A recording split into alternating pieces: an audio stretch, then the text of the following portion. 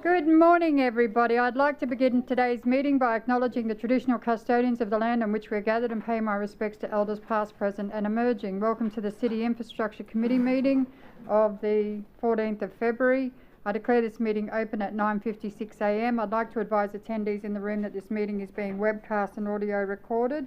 I do have leave of absences. Councillor Power, Russell, Bradley and Wilcox are listed as leave of absence. Councillor Karansky is moving the motion to accept that. Councillor Murphy is seconding it. All those in favour? Carried unanimously. Thank you very much. On to today's reports. We've got item 5.1, Capital Roads and Drainage Program Quarterly Report, October to December. Can the Director of Transport and Water Services, Mr. Darryl Riley is taking this report, isn't he? Yes. Thank you very much.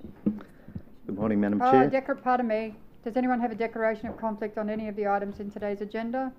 Thank you. Thanks for reminding me. Darryl, you may proceed. Thank you. Thank you, Madam Chair. Good morning, councillors. So attached to the agenda is a copy of the quarterly report in presentation form. I'm happy to take it as read, that people have had an opportunity to look through that on our projects. There's probably just a couple of items on that to bring to Council's attention. At the end of December, our delivery of infrastructure was just shy of 59 million against a target of 54 at that point in time. That puts us about 5 million in front of where we were targeting for at this time. With the run into the second half, councillors will be aware we had a fairly wet year last year, so being in front is a good position for us to have some capacity there in regards to that. The other thing that I would bring to council's attention is the projects that we actually have and those which are actually commencing within this quarter. We have some more major projects which are listed in there which are commencing this quarter around Logan Lee 6 laning, which we've signed the contract for and is underway. We're well underway on Mundoolan. We will also start working Cowper Master Drainage Project and Kelly Master Drainage, and we have the carryover of Chambers Flat. That gives us 5 major projects which are in excess of $15 million each. In terms of a simultaneous delivery from council, that is by far our most significant work front that we've actually had on record. Typically we would be looking to run around 2 projects which are in that above $15 million program area. So we're, I guess, punching pretty hard to try and get as good a delivery as we can for council and try and push some of those works through as expeditiously as possible. I'm open for any questions. Thanks very much. Councillor Murphy. Thank you, Madam Chair, and good morning, Darryl and Silvio. I'd just like to say, wow, Cowper Avenue has got massive holes in the football field. There is concrete pipes everywhere, so if anybody wants to look and see what pipe work is like, go and have a look there. So thank you very much. I'd have to say the team have been extensive in their consultation. We've got the helpline if anybody wants any help. We've sorted out different bus routes, we've given information. So I just wanted to praise the team and thank you very much, because this is a huge amount of work. We've got over $30 million being spent in the Eagleby area on drainage work, and it's much needed, can I say. So thank you for the team, and I'm happy to move the report when ready. Thanks very much. Councillor Jeremiah. Thank you, Madam Chair. I'd like to refer to attachment 1, which is the table of rehabilitation projects. Looking through the different line items, there's the street, the division and the treatment type, and I went through the pages and there's not a single line item or project in division 8. Could council officers please go offline and let me know if in future quarters there's any projects planned for division 8? Through you, Madam Chair, yeah, more than happy to look into that and come back to you. Thank you. Thanks very much. No other questions? Okay, we've got Councillor Murphy has moved the motion. Councillor Raven seconded that. All those in favour, please raise your hand. Carried unanimously. Thank you very much. Thanks.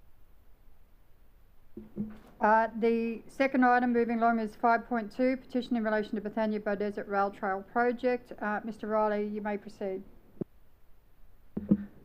Through you, Madam Chair. The report in regards to the petition, which was a petition lodged in regards to the Bethania to Beaudesert Rail Trail, specifically the component from Bethania down to Logan Village. Council did extensive communications with the general community in regards to this project, and we ran a Have Your Say program with the intent to collect information to actually feed into our design process for the program. The petition came around the same time as that. The report's highlighting that we will actually take the information which came to us with the petition, and that will be incorporated with the rest of the feedback that we've had from the community generally, users of bicycle groups, those sorts of things, and will actually help us to guide the design process. So this is really a closeout report for council, just so that it's being clear and transparent in regards to how that information that came with the petition will be used in regards to the development of that project. Thanks very much. I have Councillor Raven followed by Councillor Karansky. Councillor Raven. Thank you, Madam Chair. And I'll, of course, let the Divisional Councillor speak to the petition itself. Daryl, how many signatures were there? My apologies, I actually am not aware of that. That Yeah, is an oversight on my behalf. I can't tell either because it's not in the report. So, Yes. And that's happened with other petition reports. So in future, when we have a petition, can we please have a part of the report that says how many valid signatures there were? Thank you very much. That's fine. Yes, I certainly should have included that. I do believe it was included on the original report when it was tabled to council, but I did not include it in this report, and yes, my apologies. Councillor Karansky. Thank you. With your indulgence, Madam Chair, I've got a few questions this morning. Daryl, thank you for providing the report, and I note in the conclusion note of the report it says the sentiments of residents who signed the petition, of which there were a number, will have the matters they've raised considered along with the feedback and input received from others in the community via the Have Your Say survey. And I thank you for this report coming up so that it can be public for everybody to see. I just wanted to make a couple of comments and ask a couple of questions, if I may. Actually reading the request from the petitioners, they'd like to draw to attention, obviously, their opposition to the proposed rail trail extending from Logan Village to Bethania Station.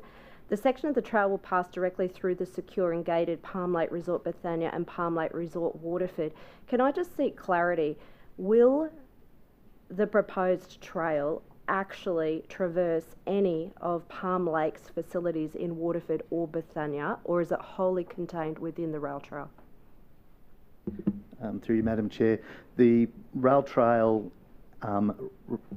which we're actually working on in terms of design, does not traverse any of the property which is actually owned by Palm Lakes in either of the two resorts which are in that location. It is solely contained within the existing Crown land which is in place for transport purposes, and originally that was the rail line. So the feasibility report has looked for that to remain inland, which was there for rail purposes. Yes. So just to be clear, the rail corridor existed first. Palm Lake, Bethania and Palm Lake Waterford developments came along later and at different times, and each of those lots backs onto the trail. Is that correct? That is correct, and the rail trail was there from earlier pioneer days when it was actually feeding to Logan Village, so it predates the resorts at that location by many decades. Thank you. I just wanted to be clear because there seems to be some public confusion about whether council is actually looking at taking an easement across any of these properties. The answer is no. Is that correct? The answer is no. There's no land acquisition process for us with private property in regards to the project. Fantastic, thank you. And I also note here that primarily the petitioners are concerned about the impact on security, infrastructure, and they talk about mental health and peaceful lifestyle for the two communities. They're worried about their internal road and their two pathways. All of that will be picked up as part of the collateral of the design work that you're doing right now. Is that correct?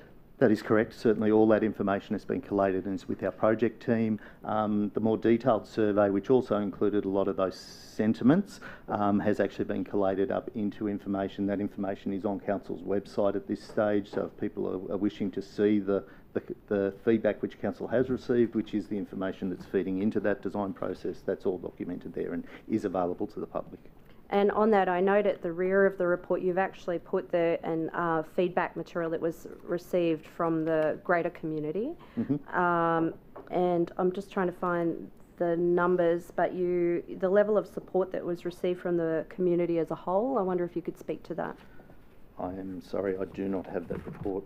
That's okay, I'm just trying to find it in front of me. I think that we had a number of submissions. I think there was over 700 from memory. I can't quite see it in front of me right 700 now. sounds of the order that Here I we go. understood. 719 submissions were received. Okay. And it was overwhelmingly supported by the broader community, is my understanding. It certainly was. There was a lot of support for the usage of that coming from far and wide in regards to that. So while there are some challenges which people have put forward for us to look at in that design space, there was certainly an overwhelming support for the facility and for us to actually provide that service. And when can residents expect to have further information on the design phase? The design phase for council is this financial year, so we're looking to have certainty by the end of the year. Certainly, if we can be done earlier, we will go back as soon as we actually have information. But it is a reasonably complex project for us. There's still some significant unknowns around bridges and those sorts of things which we need to work through. So we would be expecting to be back with the community late this calendar year. And by back with your community, you mean the community will be kept informed at each significant juncture of this project, right? We will inform the community in regards to the design work we've done, what we've actually found, what we were actually proposing. So there will be a feedback loop to the community around what's actually progressing, yes. Thanks, Daryl. And I also note the petitioners have in fact asked if I would attend a meeting at Palm Lake Resort. As you know, I've been out numerous times to Palm Lake, and I have also spoken with the Mayor's office, and the Mayor and I are both agreeable to going out to meet with residents at Palm Lake once that once that report becomes available. Mm-hmm. Thanks for the latitude, Madam Chair. I just want to say that a thank you to the residents of Bethania and Palm Lake Resorts who have actually taken the time to fill out this particular petition, and we do take seriously their concerns, and we will endeavour to accommodate in the best way that we can. Thanks very much. Councillor Hall. For you, the chair, just a question. So, part of my concern is the well-being and the safety of the residents in the Bethania Palm Lake Resort. There's nothing to stop. There's no way that council or say state government could stop Palm Lake. If Palm Lake, the company itself, wanted to put a massive fence up to protect either side, either resort, because I understand there's two resorts. If it wanted to put a big fence up that separated the rail trail from the Palm Lake Resort, there's nothing that council could do to stop Palm Lake from doing that, correct? If they wanted to put a big fence along the corridor to protect its residents. Through you, Madam Chair. Fencing of their property would be their prerogative if they chose to do that. I would go so far as to say there's probably some requirements at law under the planning scheme. If they were to come in and suggest it was going to be 10 metres high, it may not comply with that standard, but they could certainly provide safety fencing to their property if that was something that they chose to do. And like if the residents bought into that resort and the part of what they bought into was that the safety and protection of them and that they would be in a secured resort, well, Palm Lakes would be, under obligation to actually provide that for its residents within there. Would that be right? I know this isn't a roads question. But through you, Madam Chair, that question would be related to some legal obligation between the residents and Palm Lake. That's not something that I could provide comment on. I do not have that level of detail around those arrangements or what their obligations may be. That's not within our remit and not within our line of sight either. So, no, I would have to say I don't have an answer for that. We can just take this back to the petition itself. Councillor Hall, that'd be great. It's just the petition does relate to the safety and the security of the residents, and my understanding is some residents would say, well, we want a big fence around it, we want to feel secure, but they're putting the ask on council and the ratepayers to actually pay for a very large fence, but really I feel it's the resort. The resort needs to protect its residents. To put the cost of a massive big fence up upon other ratepayers I don't think it's a good thing. It should actually be the resort. This is a big multi-million dollar company we're talking about, Palm Lakes. They've made a lot of money from these residents, and they've got a job to protect them. If part of the promise of what they'll provide is protection, well, then they've got a job to protect them. And I don't believe that should be coming from ratepayers' expense, because that has been what a lot of people have been asking for, that council should actually foot the bill to put up a big fence to separate the thing. Because the way I see it is you have a big, almost like a public park right in between two separate resorts owned by one company, okay? And if you were to build a big fence around the whole lot, basically you got a public park that's for private use for only for two different areas, and no one else can use this public park, even though we'd have to pay to maintain it and pay to look after it. So, that's absurd. What public park is only ever built for private use? When has that ever happened in Australia? It doesn't happen.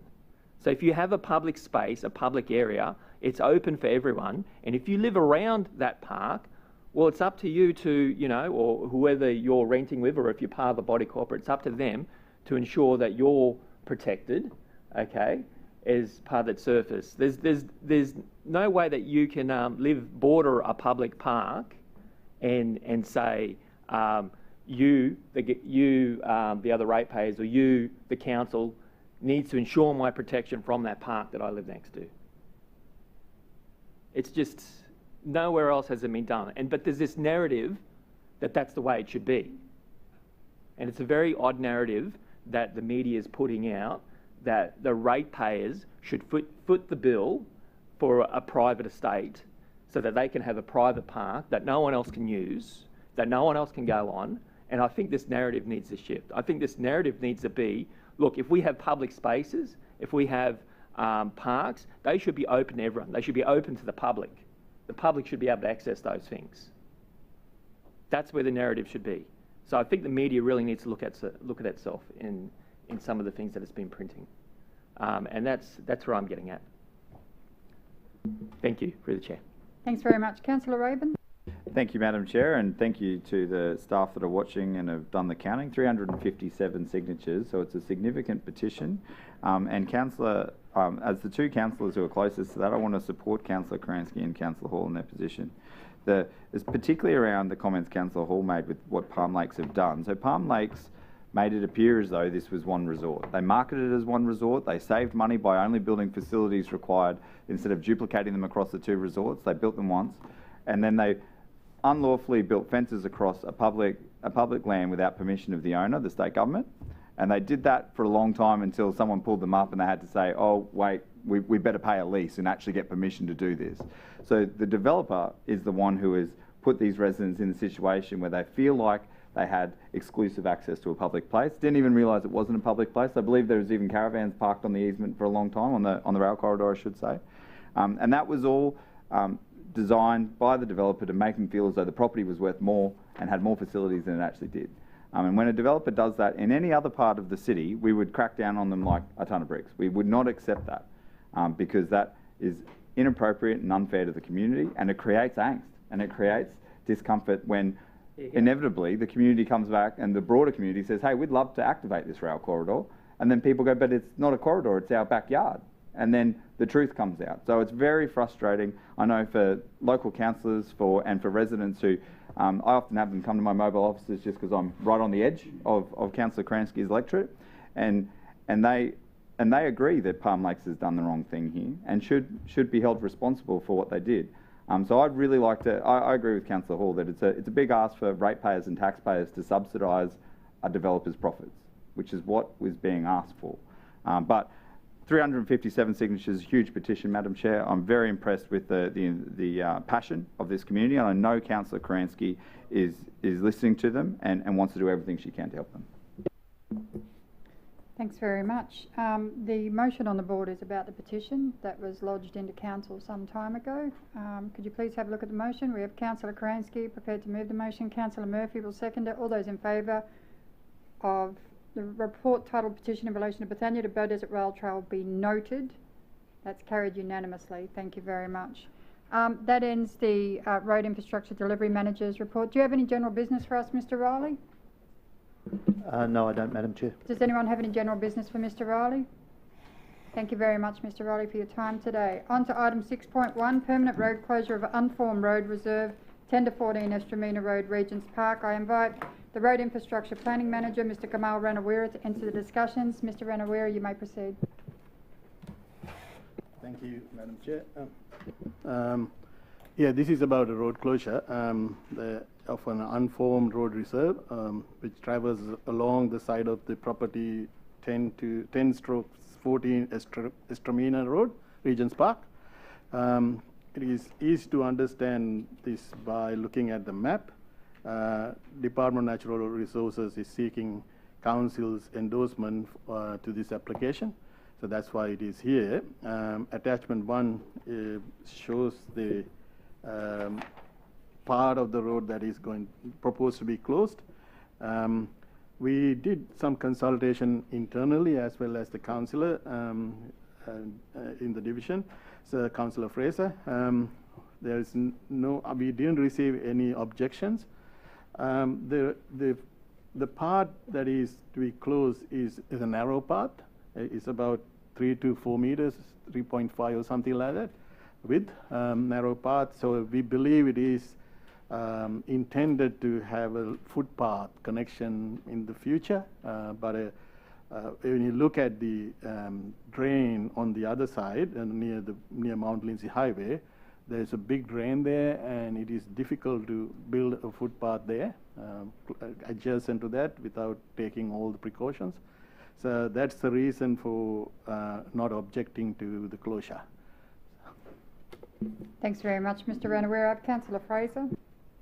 Thank you, Madam Chair. Yeah, I have no objections. This is, yeah, I've got no problems with it, if anyone wanted to know. Thanks. No other councillors have questions on this issue? Thank you. There's a motion on the board. Can I have everyone read it? And can I have a mover and a seconder for the motion, please? Councillor Fraser's moving the motion. Councillor Bannon seconding it. Have I given everyone time to read it? All those in favour, please raise your hands. That's carried unanimously. Thank you very much. That concludes the business for the road infrastructure planning. Mr Ranawira, do you have any general business for us? No, Madam Chair, no. Does anyone have any general business for Mr Ranawira? There being none, that concludes what we have on the agenda for today. Does anyone have any general business for the Director of Transport and Water Services, Mr Silvio Trinca? Do you have any general business for us, Director? Madam Chair. There being none, I declare the meeting shut at 10:18 a.m. Thank you very much.